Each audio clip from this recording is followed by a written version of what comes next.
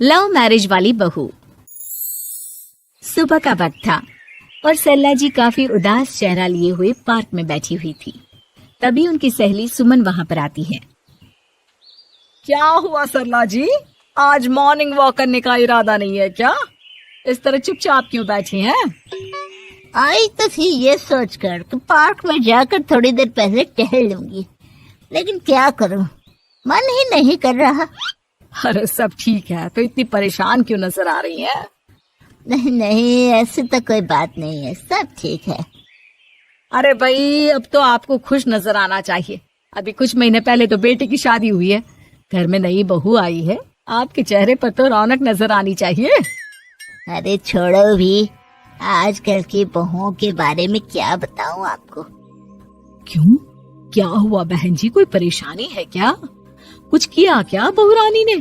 अरे भाई, अभी तो शादी को 6 महीने हुए हैं। अब आपसे क्या छुपाना, आप तो जानती है मेरे बेटे ने लव मैरिज की है और मुझे ना इन लव मैरिज वाली बहुओं पर बिल्कुल भरोसा नहीं। ना जाने कब मेरे बेटे के कान भर दे।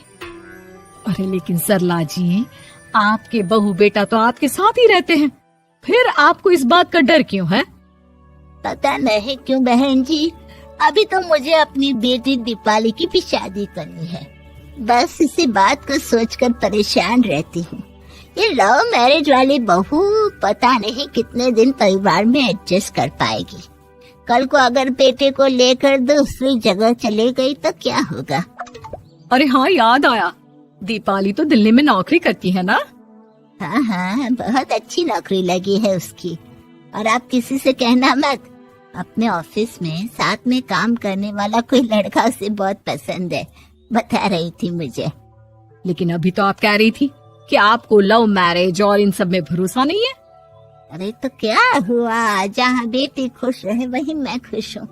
और वैसे भी बेटी को तो दूसरे घर जाना है, वो लोग जाने और उनकी बहू जाने, मुझे तो बस अपनी बेटी का ब्याह करना है। अच्छा अच्छा, ठीक है ठीक है, जैसी आपकी मर्जी। लेकिन मुझे लगता है कि आप अपनी बहू के लिए कुछ ज्यादा ही सोच रही हैं। क्या पता वो वैसी ना हो जैसी आप समझ रही हो। सरला जी अपनी जगह से उठते हुए कहती है, अब ये तो भगवान जाने, बस मेरी बेटी दीपाली की शादी उसकी पसंद से हो जाए तो मैं गंगा नहा लूं। चलिए बहुत देर हो गई है, मैं भी अब घर जाती हूँ। अच्छा अच्छा ठीक है, मैं भी चलती हूँ। अगले दिन जब सरला जी अपने घर पर बैठकर चाय की चुस्कियां ले रही थी, तभी उनकी बहू वहाँ पर आती है। मम्मी जी, मैंने एक जगह नौकरी के लिए अप्लाई किया था और वहाँ से सब कुछ पॉजिटिव आया है। मैं भी नौकरी करना चाहती हूँ ताकि घर के खर्चों में थोड़ा हाथ बटा सकूं। अरे बहू, तुम्हें नौकरी करने की क्या जरूरत है? मेरा बेटा अच्छा खासा कमाता है, क्या तुम्हें किसी बात की कोई कमी है? तभी सरला जी का बेटा वहाँ पर आता है। नहीं माँ, उसे किसी बात की कमी नहीं है, लेकिन वो इतनी पढ़ी लिखी है और अगर नौकरी करना चाहती है तो हमें उसे नौकरी करने देना चाहिए। कुछ पैसे घर में आएंगे, हम सबकी मदद हो जाएगी। तुम तो ऐसे कह रहे हो बेटा जैसे ये घर तुम्हारी पत्नी की कमाई पर ही चलता है। अरे नहीं नहीं मम्मी जी, इनके कहने का ये मतलब नहीं है, बस मेरी ही नौकरी करने की इच्छा थी, इसलिए आपकी परमिशन चाहते हैं। अब भाई, मेरा बेटा तुम्हें लव मैरिज करके घर में लाया है, मैं तुम्हें कुछ कैसे कह सकती हूँ? जो मर्जी आए करो। सरला जी का बेटा और बहू वहाँ से चले जाते हैं। अब उनकी बहू नौकरी करना शुरू कर देती है। कुछ ही दिन बाद सरला जी की बेटी दिल्ली से अपने घर आती है और अपनी माँ से कहती है, माँ, मैंने आपको बताया था ना, मुझे अपने ऑफिस में साथ काम करने वाले एक लड़के से बहुत प्यार है, मैं उससे शादी करना चाहती हूँ। माँ, हाँ हाँ, तो मैंने कब मना किया? अगर तुम उसे पसंद करती हो तो उसके घर वालों को कहो, हम आपस में बात करके तुम्हारी शादी तय कर देते हैं। अरे लेकिन माँ, एक बहुत बड़ी परेशानी है। क्या परेशानी है बेटा? माँ, वो लड़का बहुत अच्छा है, लेकिन कुछ ज्यादा ही पैसे वाले घर से उसके माँ बाप। उन्हें मेरे और उसके रिश्ते से वैसे तो कोई परेशानी नहीं है, लेकिन वे चाहते हैं कि शादी 5 स्टार होटल में हो। अरे ऐसे कैसे, हम तो मिडिल क्लास लोग हैं, हमारे लिए 5 स्टार होटल में शादी करना कोई आसान काम थोड़ी ना है। लेकिन माँ, मैं क्या करूँ? मैंने उनसे बात करने की बहुत कोशिश की, बस एक इसी जगह बात अटक गई है। साफ साफ कह दो बेटा, शादी करनी है तो ठीक है, लेकिन ये 5 स्टार में शादी करने वाली शर्त मैं नहीं मान सकती। अरे कैसी बात कर रही हैं आप मम्मी जी? अगर दीपाली को कोई लड़का पसंद है तो हम उनकी शादी के लिए पूरी कोशिश करेंगे, और अगर बात पैसों की है तो कोई परेशानी नहीं है। हाँ हाँ, तुम्हें तो बस बहुत आसान लगता है सब। जिस तरह तुमने मेरे बेटे से इतनी आसानी से शादी कर ली, सारे काम उतने आसानी से नहीं होते। समझ में आया? हर काम करने में पैसे लगते हैं। लेकिन माँ, मैं उस लड़की को बहुत पसंद करती हूँ। सही बात है बेटा, लेकिन तुम उस लड़के से साफ साफ कह दो, अगर उसे तुमसे शादी करनी है तो अपने घर वालों को मनाए।